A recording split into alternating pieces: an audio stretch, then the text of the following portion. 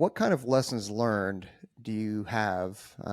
Kind of putting you on the spot here Sure. from all your years of working with our communities.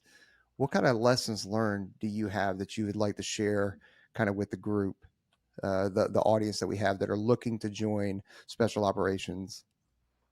So, what's really interesting is that um, if you step back from all the data and you look for some of the commonality around the teams about what they're selecting for, right? A couple of things they're selecting for is what we call weaponized curiosity. So you've taken your natural curiosity and you've weaponized it. So you're just constantly, well, why is that? Well, why is that? Why is that? You're just constantly never ending doing that. One of the things that I just see that destroys those same people later in their career is, for whatever reason, they let that weaponized curiosity go away and they become very fixed in their mindset. The world becomes very binary, good and bad. And so what I would just say is, we've written this article called Residue. And if you haven't seen it, I would just type in MCTI residue and take a look at it. And basically what we find is we ask this question: instead of how to fix broken operators, how do we actually make great long-term operators? And one of the things we found was, from a strength-based point of view, after you're about 2 years in, first 2 years, you need to be head down just learning your job. But after that, you need what's called a third thing.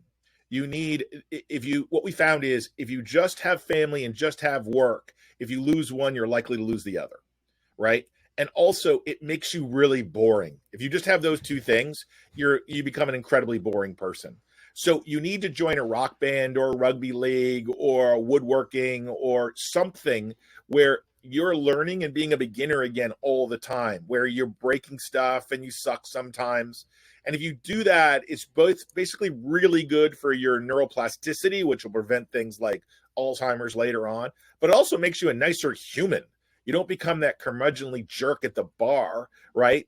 That's complaining about how the world doesn't treat you right.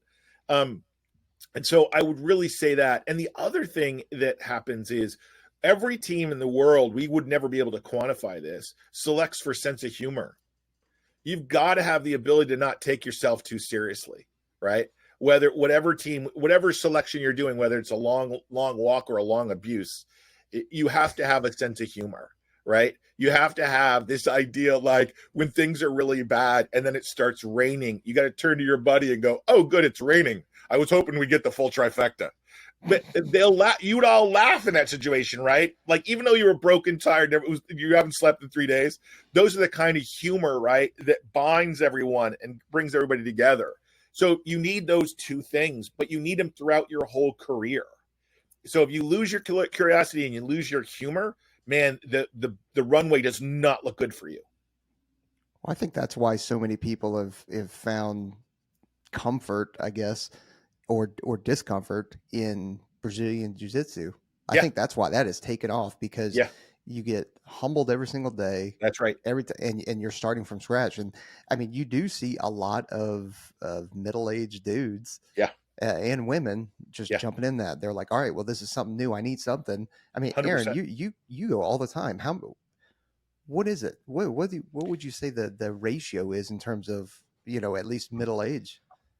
Dude, it's growing. It's growing a lot. Like, if they think that they're going to get to about 5% of the American population that does BJJ as a hobby. Like, and again, that doesn't sound like a lot, but there are 330 million Americans. So when you start talking about, 5% of the American population doing something, it's pretty big. But it's been growing a lot, especially the last 10 years, man. Like, you look around and there's a ton of people that just decide at 30, 35 to be like, no, I'm looking for something new. It's human chess with dire physical consequences that you're playing. It's good cardio, it's a good workout, so it's there. And if you do it right, there's injuries and everything, but if you do it right, you really don't get injured. Like, as a hobbyist jiu-jitsu player, you're not going to get, you're not training to go to ADCC. You're not Gordon Ryan. You're just there to do it. So it's surprising to see a lot of people get into it, and it helps a ton of people. And you see the same thing every single time.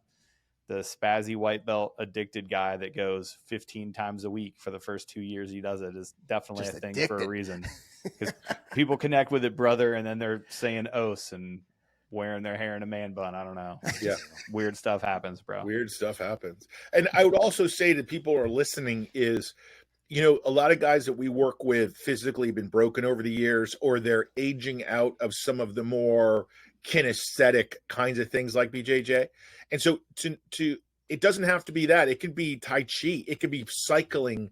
It could be something where you're doing it with a group of people, but you're doing it regularly and you have to learn and you can suck at it. So I think BJJ is amazing for that. I just think you're not going to be able to do it probably when you're 70 or 80. Yeah, so you have to start a podcast. Yeah, you know, share your opinions in public and see how that works out for you. That's a good humility builder right there. Not with that attitude. Yeah, you can roll if you're 80 if you're super hard like woodpecker lips. What's up? Yeah. No, it's funny, Preston, while you were saying that, talking about learning new things, I was sitting here going, man, how about starting a podcast? Because everybody thinks that you just, you know, flip on a camera and a computer. It's just, no, there's so much more to it. A lot more to it. So much more. So, yeah, awesome. Well,